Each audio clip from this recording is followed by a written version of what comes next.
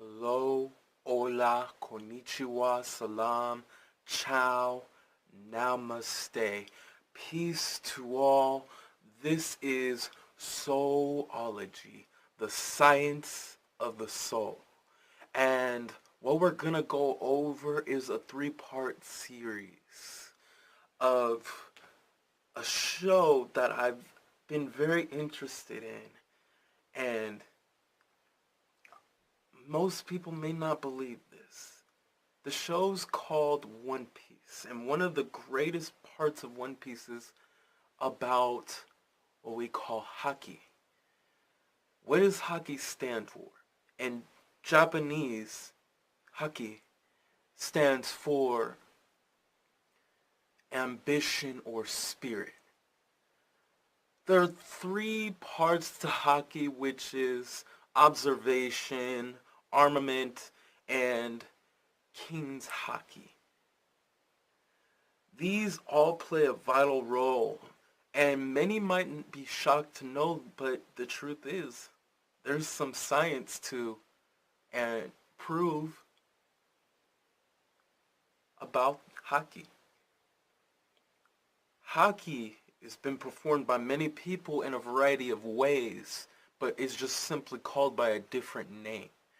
And we're going to go over the first one, which would be observation Haki. What is observation Haki?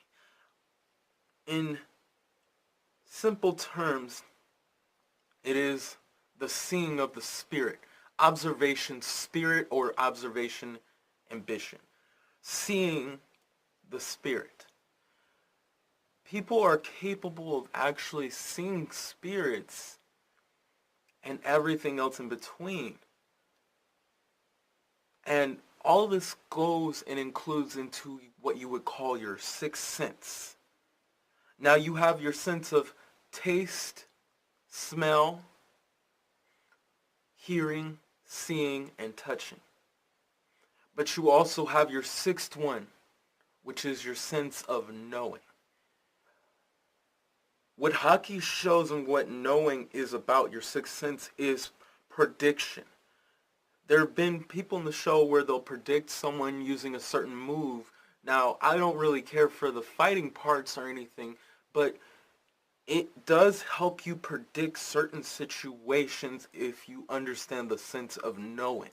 The sense of knowing is simply designed in your beingness. When you decide to choose that you know something about who you are, it will be so.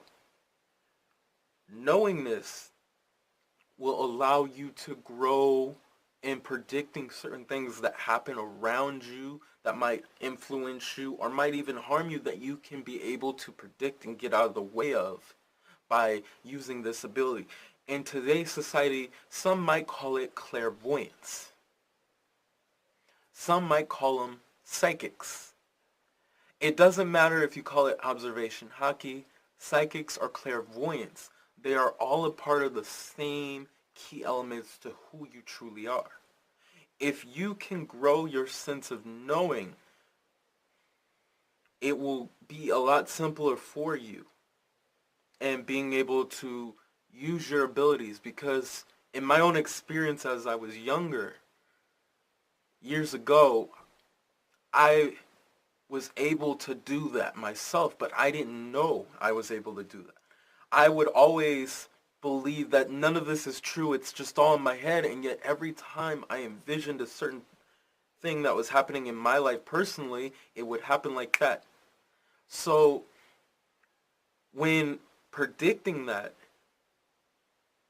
and understanding that more too, when you're more understanding of your knowing, for those out there that do have that ability or feel that way but they don't know what to do, when you are more understanding of it, it will grow, and it takes time and practice. But you also need to understand unlocking your third eye. And it means you have to decalcify your third eye. Your third eye is, as stated by many people, it's like a pine cone in the center of your head. This pine cone, for many years, the scientists they thought was useless. But there are many uses for the pineal gland and what it's capable of doing due to the fact that the third eye, or better yet, the first eye, is a connection to everything. It is able to connect itself to everything. Kind of like a UBS cord connected to the internet. When it's connected to something, it connects to the internet. Of course, you're going to need Wi-Fi. But as you connect to the entire system of things around you, or better yet, a computer connected to the internet, when you connect to that, you can see things around you more clearly for whatever you're searching for.